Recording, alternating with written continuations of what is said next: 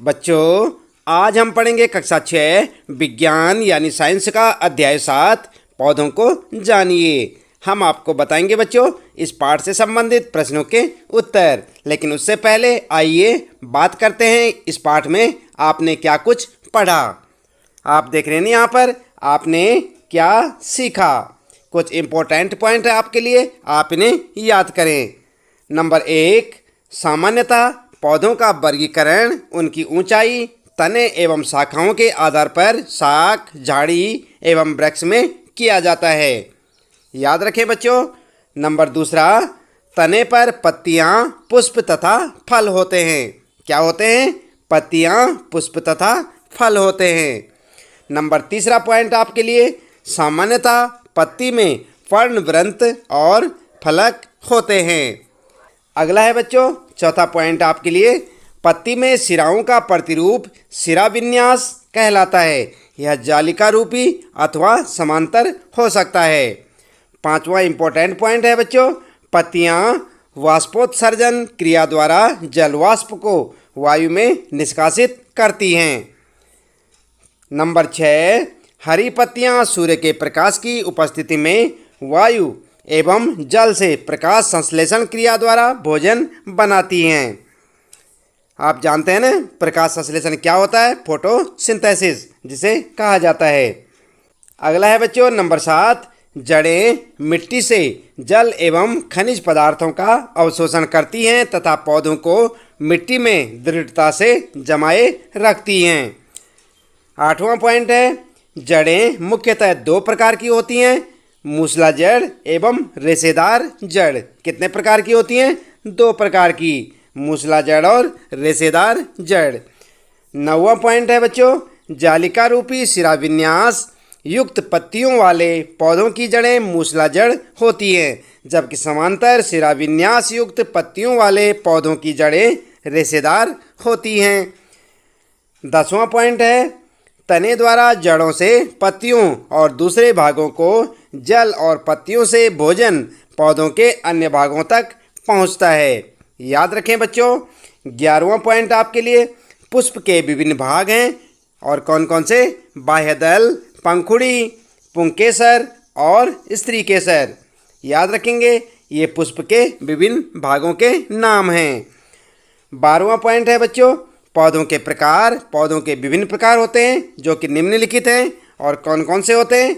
Number 1, शाक। ये कोमल तने वाले पौधे हैं जिनकी ऊंचाई 1 मीटर से कम होती है। उदाहरण के लिए घास, तुलसी, गेहूं, सरसों आदि। दूसरा है झाड़ियाँ। पौधे जिनकी ऊंचाई 1 से 3 मीटर के मध्य होती है परंतु इनका तना काष्ठ युक्त होता है। उदाहरण के लिए नींबू, बोगेनविलिया, गुलाब, मेहंदी आदि। और तीसरे प्रकार के पौधे कौन से होते हैं? इन्हें कहते हैं वृक्ष। ऊंचे वृक्षों के कठोर काष्ठ युक्त मोटे तने होते हैं। इनकी शाखाएं शिखर पर होती हैं जिन पर पत्तियां भी होती हैं। उदाहरण के लिए आम, पीपल, नीम, नारियल आदि। देखे ना आपने, ऊंचे ऊंचे वृक्ष। इसके बाद बच्चों यहाँ पर शुरू हो जाते हैं इस पाठ से संबंधित प्रश्न जिनके उत्तर हम आपको यहाँ पर बताने वाले हैं। तो आप लगातार देखते रहे वीडियो, जुड़े रहे हमारे साथ। और यदि अभी तक आपने चैनल को सब्सक्राइब नहीं किया तो चैनल को भी सब्सक्राइब अवश्य कर दें, बेल आइकन भी दबा दें बच्चों, ताकि आपको आने वाली प्रत्येक पाठ की वीडियो की नोटिफिकेशन मिलती रहे। और जानते रहे अपने कक्षा 6 विज्ञान यानी साइंस के सभी पाठों के प्रश्न उत्तर हमारे साथ। तो चलिए शुरू करते हैं। सबसे पहला प्रश्न आपके लिए, निम्न कथनों को ठीक करके लिखिए। और यहाँ पर कथन है आपके लिए क ख ग में दिए हुए।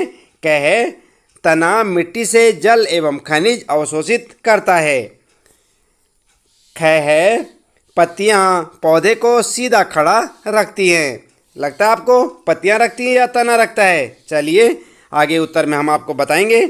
और इसके बाद ग है बच्चों, जड़ें जल को पत्तियों तक पहुँचाती हैं। और घ है, पुष्प में बाह्यदल एवं पंखुड़ियों की संख्या सदा समान होती है। ग है, यदि किसी पुष्प के बाह्यदल परस्पर जुड़े हों तो उसकी पंखुड़ियां भी आपस में जुड़ी होंगी। और च वाला प्रश्न है, यदि किसी पुष्प की पंखुड़ियाँ परस्पर जुड़ी हों तो स्त्री केसर पंखुड़ियों से जुड़ा होगा। तो आपने इन कथनों को सही करना है बच्चों। ये जितने भी कथन लिखे हैं ये कुछ गलत भी हो सकते हैं, आपने इन्हें सही करके लिखना है। तो उत्तर में आप इस प्रकार से लिखेंगे। सबसे पहले लिखेंगे उत्तर और कै में लिखेंगे जड़ मिट्टी से जल एवं खनिज अवशोषित करती हैं। कर दिया आपने सही। और दूसरे में लिखेंगे ख का लिखेंगे सही करके तना पौधे को सीधा खड़ा रखता है। अगला है गै वाले को आप लिखेंगे तना जल को पत्तियों तक पहुंचाता है। ख में लिखेंगे पुष्प में बाह्य दल एवं पंखुड़ियों की संख्या सदा समान नहीं होती। इसके बाद गै वाले में लिखेंगे बच्चों यदि किसी पुष्प के बाह्य दल परस्पर जुड़े हों तो उसकी पंखुड़ियां भी आपस में जुड़ी नहीं होंगी। च वाले में लिखेंगे यदि किसी पुष्प की पंखुड़ियां परस्पर जुड़ी हों तो स्त्री केसर पंखुड़ियों से जुड़ा होगा। तो इस प्रकार से आपके ये कथन सही हो जाएंगे बच्चों। जैसे यहाँ पर लिखा है आप ठीक इसी प्रकार लिखें उत्तर में अपने और इन्हें याद भी करें। इसके बाद बच्चों अगला प्रश्न आपका दूसरा प्रश्न है ऐसे दो पुष्पों के नाम लिखिए जिनमें से प्रत्येक में संयुक्त और अलग अलग पंखुड़ियाँ हों। उत्तर क्या लिखेंगे? उत्तर लिखेंगे धतूरे के पुष्प में पंखुड़ियाँ संयुक्त होती हैं जबकि गुलाब में पंखुड़ियाँ अलग अलग होती हैं। तो इस प्रकार से आपका उत्तर हो जाएगा। तीसरा प्रश्न है बच्चों क्या आप अपने घर के आसपास ऐसे पौधे को जानते हैं जिसका तना लंबा परंतु दुर्बल हो? उसका नाम लिखिए। आप इसे किस वर्ग में रखेंगे? उत्तर में क्या लिखेंगे? उत्तर लिखेंगे आप लंबे या दुर्बल तने वाले पौधे और हेडिंग डालकर लिखें नंबर 1 टमाटर, नंबर 2 डेलिया, नंबर 3 गेहूँ, नंबर 4 मक्का, नंबर 5 चावल। इसके बाद नंबर 6 बाजरा, नंबर 7 भिंडी और नंबर 8 में बैंगन।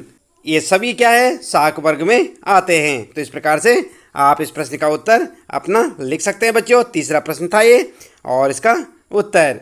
इसके बाद बात करते हैं यहाँ पर चौथा प्रश्न है बच्चों पौधे में तने का क्या कार्य है? उत्तर लिखेंगे पौधे में तने का कार्य और हेडिंग डाल देंगे। नंबर 1 लिखेंगे तना पानी तथा खनिज जड़ों से पत्तों तक पहुँचाता है। क्या पहुँचाता है तना? पानी और खनिज जड़ों से पत्तों तक पहुँचाता है। नंबर 2 लिखेंगे पत्तों से तैयार किया भोजन तने द्वारा पौधे के शेष भागों में पहुँचता है। याद भी रखें बच्चों साथ साथ। और नंबर 3 पर लिखेंगे यह शाखाओं तथा पत्तों को सहारा देता है।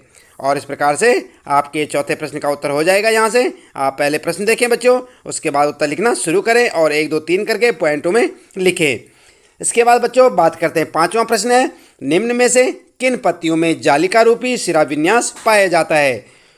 जैसे कि गेहूँ है, तुलसी, मक्का, घास, धनिया, गुड़हल। तो आपने इनमें से छांट कर लिखना है कि किन में जालिका रूपी शिरा विन्यास पाया जाता है। उत्तर आप इस प्रकार से लिखें तुलसी, धनिया और गुड़हल में जालिका रूपी शिरा विन्यास पाया जाता है। आपका उत्तर हो जाएगा। इसके बाद छठा प्रश्न है बच्चों यदि किसी पौधे की जड़ रेशेदार हो तो उसकी पत्ती का शिरा विन्यास किस प्रकार का होगा? और उत्तर लिखेंगे यदि किसी पौधे की जड़ रेशेदार हो तो उसकी पत्ती का शिरा विन्यास समांतर शिरा विन्यास होगा। ठीक है, और इसे याद भी करें बच्चों। अगला प्रश्न है सातवां यदि किसी पौधे की पत्ती में जालिका रूपी शिरा विन्यास हो तो उसकी जड़ें किस प्रकार की होंगी? उत्तर लिखेंगे जिस पौधे की पत्ती में जालिका रूपी शिरा विन्यास होगा उसकी जड़ें मूसलाधार होंगी। याद रखें बच्चों। आठवां प्रश्न है क्या आप किसी पौधे की पत्ती की छाप को देखकर यह पहचान कर सकते हैं कि उसकी जड़ मूसला होगी अथवा जकड़ा जड़?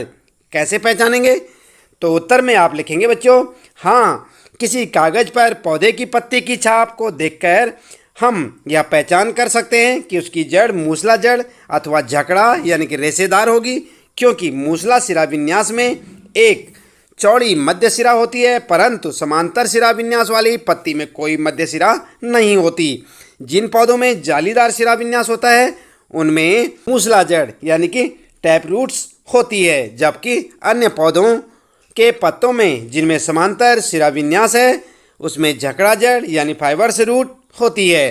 तो इस प्रकार से आप अपने इस प्रश्न का उत्तर लिख सकते हैं। आठवां प्रश्न है बच्चों और उसका उत्तर।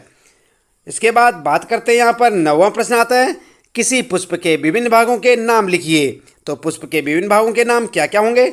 उत्तर आप इस प्रकार से लिख सकते हैं। पुष्प के मुख्य भाग लिख लेंगे आप, उसके बाद हेडिंग डाल देंगे और लिखेंगे भागों के नाम। नंबर 1 बाह्य दल, नंबर 2 पंखुड़ियाँ, नंबर 3 स्त्री केसर और नंबर 4 पुंकेसर। ठीक है, और इस प्रकार से आपके इस प्रश्न का उत्तर हो जाएगा। 9वां प्रश्न है आपका और उसका उत्तर। इसके बाद बच्चों बात करते हैं यहाँ पर 10वां प्रश्न है, निम्न में से किन पौधों के फूल आपने देखे हैं? घास, मक्का, गेहूँ, मिर्च, टमाटर, तुलसी, पीपल, शीशम, बरगद, आम, जामुन, अमरूद, अनार, पपीता, केला, नींबू, गन्ना, आलू, मूंगफली। तो आपने ये ध्यान रखना है कि आपने इनमें से किन किन पौधों के फूलों को देखा है। उत्तर में आप इस प्रकार से लिखें बच्चों, जो आपने देखे हैं आप अपने हिसाब से भी लिख सकते हैं और इस प्रकार से लिख सकते हैं। मिर्च, टमाटर, आम, अमरूद, अनार और नींबू के पौधे के फूल होते हैं। देखे ना आपने भी। इसके बाद अगला प्रश्न आता है बच्चों यहाँ पर 11वां, पौधों के उस भाग का नाम लिखिए जो अपना भोजन बनाता है। इस प्रक्रम को क्या कहते हैं? उत्तर लिखेंगे, पौधे सामान्यतः हरे पत्तों में भोजन बनाते हैं। पौधों द्वारा भोजन तैयार करने के प्रक्रम को प्रकाश संश्लेषण या फोटोसिंथेसिस कहा जाता है। ठीक है, तो इस प्रकार से आप अपने 11वें प्रश्न का उत्तर लिख सकते हैं। यहाँ पर आप जानते हैं ना कि पौधे अपना भोजन स्वयं से बनाते हैं। किस प्रक्रम द्वारा बनाते हैं? फोटोसिंथेसिस यानी कि प्रकाश संश्लेषण के द्वारा। इसके बाद बच्चों 12वां प्रश्न आता है, पुष्प के किस भाग में अंडाशय मिलता है? उत्तर लिखेंगे, पुष्प के स्त्री केसर में अंडाशय होता है। अगला प्रश्न है बच्चों नंबर 13 पर, ऐसे 2 पुष्पों के नाम लिखिए जिनमें से प्रत्येक में संयुक्त और अलग अलग पंखुड़ियाँ होती हैं। उत्तर आप इस प्रकार से लिखें, संयुक्त पंखुड़ियों वाले पुष्प सदाबहार और गुड़हल और अलग अलग पंखुड़ियों वाले में आप नाम लिखेंगे गुलाब और हिमचंपा। ठीक है, आई बात समझ में? तो इस प्रकार से आप अपने इन प्रश्नों के उत्तर लिख सकते हैं बच्चों। ये था आपका 13वां प्रश्न और उसका उत्तर। इसके साथ ही बच्चों इस पाठ से संबंधित प्रश्नों के उत्तर यहाँ पर समाप्त हो जाते हैं। उम्मीद है कि आपको अच्छे से समझ आए होंगे। इसी प्रकार कक्षा 6 विज्ञान के सभी पाठों के प्रश्न उत्तर जानने के लिए आप चैनल को सब्सक्राइब अवश्य कर दें, बेल आइकन भी दबा दें बच्चों, ताकि आपको आने वाली प्रत्येक पाठ की वीडियो की नोटिफिकेशन मिलती रहे और जानते रहे अपने सभी पाठों के प्रश्न उत्तर हमारे साथ। मिलते हैं फिर अगली वीडियो में कुछ नए प्रश्न उत्तरों के साथ।